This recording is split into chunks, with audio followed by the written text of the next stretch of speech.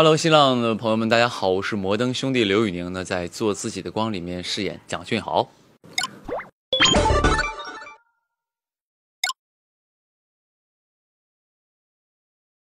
因为就太适合我了，太适合我了。第一是学过厨师嘛，第二做直播，是有压力的。因为我其实是一个看起来张牙舞爪的，其实有一点自卑，我怕到时候人瞧不起我。包括涛姐也相对来说就是某种角度是推荐了我，结果我去了之后，可能表现不尽如人意，他可能会不会很失望或怎么样？我提前会思考这些东西。就是其实你有的时候有很多人都会问说，哎，你一个新人演员跟这种老戏骨搭戏，你紧不紧张啊？其实反而跟老戏骨搭戏是不需要任何紧张的，因为他们足够成熟，他们足够能帮你拖得起来这场戏，所以你可以更加放松。自跟涛姐合作之后呢，我跟所有的，比如说我一些别的戏，我搭一些老演员，我就完全没有紧张感，就更放松，而且我觉得更兴奋，因为我就是个新人演员，如果我要面子或者那我没法进步的。我来就是学习的，这么多老戏骨，我赶紧学点东西回去。真想天天问他们，我就人家包括海璐姐演戏的时候，我就死盯着她，我就在旁边盯着，我看她人怎么演的。哇，这么弄的，记下来，回头我用。就是可能真的是这样的啊！我跟这些成熟的演员合作，完全没必要说自己觉得自己不错的，没必要。第一次见他的时候，就是我主要是怕给人留下不好的印象。开始的时候会有一些拘谨，不太放松，啊，但是还好，涛姐把她的这个真诚和热情给予了我，所以呢就让我卸下了一些东西，然后有的时候白天工作完了，然后晚上涛姐就会带着我们去吃好吃的东西。啊，吃完之后，在这个过程当中就聊一聊，其实就让你增加熟悉感嘛。就让我很快就在他面前就放松下来了，是有70%重合的地方。我可能没有蒋俊豪那么善良，就是在自己都已经活不下去了，就是他还愿意把他的善良给别人。我不知道我能否做到这样，但是我觉得我觉得是这样的，就像我演的每个角色，每个角色身上都有很多闪光点。我觉得做演员还有一个乐趣，就是你可以从你演过的角色身上学到很多闪光点和他的优秀的人格。我也相信，以后我刘宇宁遇到这样事儿，我也要这么做啊。他其实是一个专业歌手，可能大家对他演员的印象比较深。其实他歌唱特别好，所以有的时候在现场我们也会没事哼哼歌，然后他唱一句我就接，然后我唱一句，有时候他就跟着接。夏天夏天悄悄过去。就是这种的，这种年代都可以。一步踏错，终身错，这个你听过吗？舞女泪，你没听过啊？很好听的一首歌，就是很90年代、80年代的歌都可以的。你会平时就是在平常唱你自己的歌吗？那倒没有了，唱自己的歌没人接呀，多尴尬。对，我偶尔会唱他的歌。哒哒哒哒哒哒哒哒哒哒哒，这是他这个涛姐唱的《红颜旧》，《琅琊榜》的一首歌啊。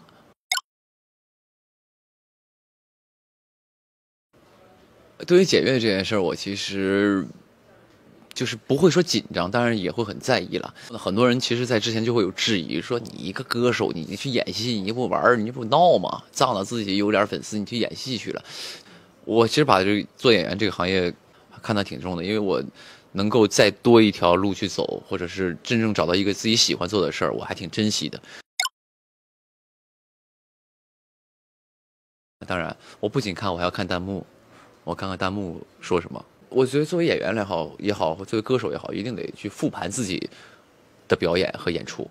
但是最近就是说我比较难过的是，就是他们会盯着丑一直来说我，我觉得会有一点难过了。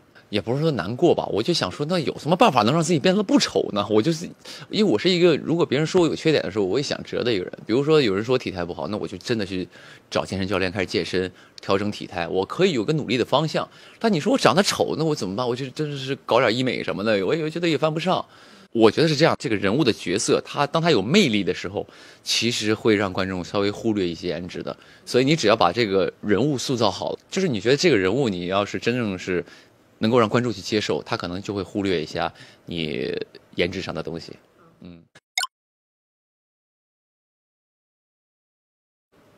哦，剪辑我看了一些，但是刚才这么长的一个噱头我没听过。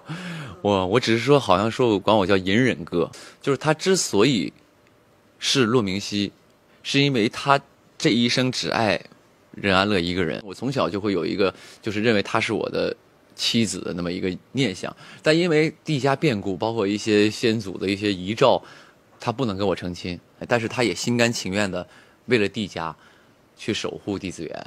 就是你对待帝子园的状态和对待所有人的状态，一定是不一样的，因为他比任何事儿都重要，比你自己的生命都重要。这一点抓住了，我觉得骆明熙这个人物就算立起来了，就会让大家相信了。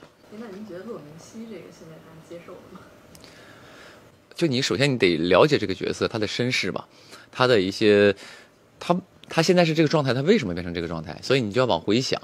像很多比如说《安乐传》比较好是什么呢？因为它有一个原著在这儿，你可以通过原著去查他之前的身世和他不知道的一些背景，所以你就会自己给他编一些人物小传的前传，像这种的，然后让你自己更加的进入这个角色。我也会去上网搜一些关于书迷对于骆明熙这个角色的一个理解，比如说这个人喜欢骆明熙，他为什么喜欢他？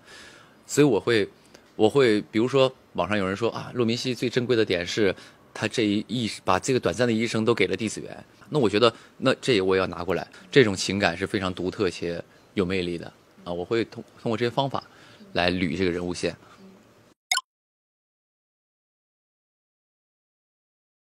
白愁飞累一些，但是其实骆明熙难一些，因为白愁飞是个坏人，你可以往坏了演，但是骆明熙他并不是个坏人，但是呢，他还有那个比较私人的那一部分情绪，所以呢，你又不能特别大的情绪，然后但是你在没有发挥空间的里边，你还得让观众感受到你内心的东西，那个其实是相对来说更难的。你可能我现在说话声音很小，但是我脑子里想的东西是那种大声，就是特别兴奋的东西，所以它需要更强的精神力才行。你内心特别充沛，你表面不动声色，才能让观众感受到。如果你脑子里心里没有浮于表面的话，观众也 get 不太到啊。所以呢，你就要把这个心理依据，你内心真的相信了，你就会自然而然的就会有啊，你一定有内心潜台词的东西。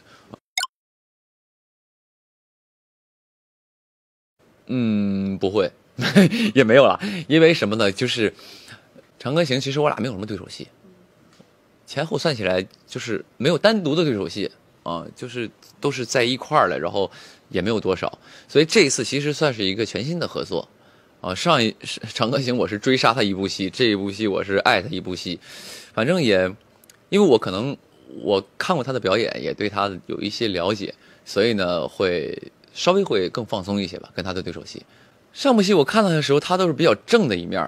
其实这个热巴这角色非常难演，因为他等于演两个角色，他怎么在这个人物性格中切换，然后我觉得都是给了我很多惊喜。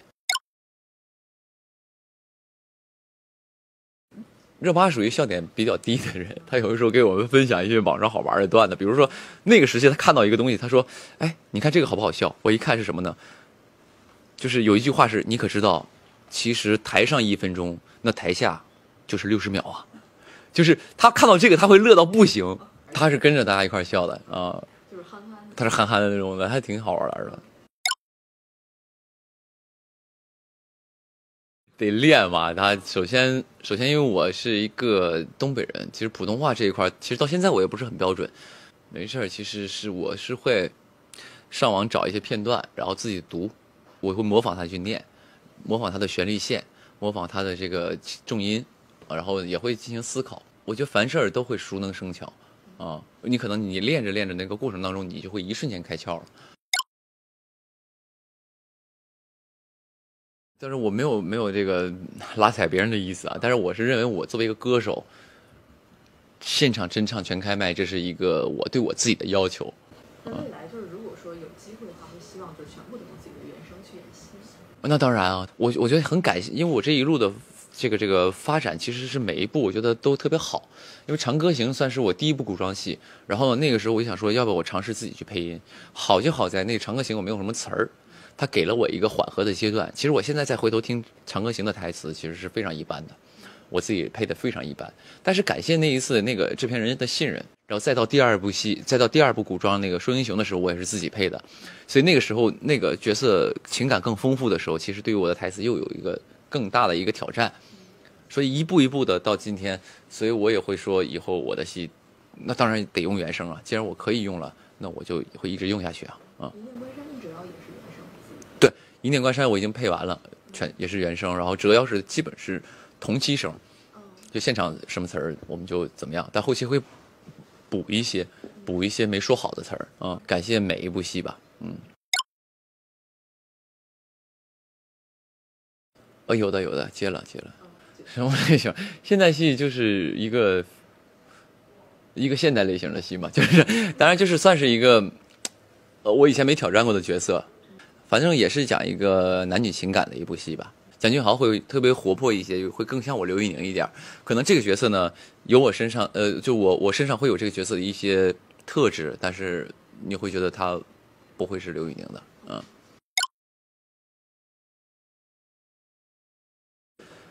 我当然是希望能够保持了，但是就是这个行业竞争很激烈，你不是说你想有活干就有活干的，所以呢，就还是继续努力，继续认真对待每一个活。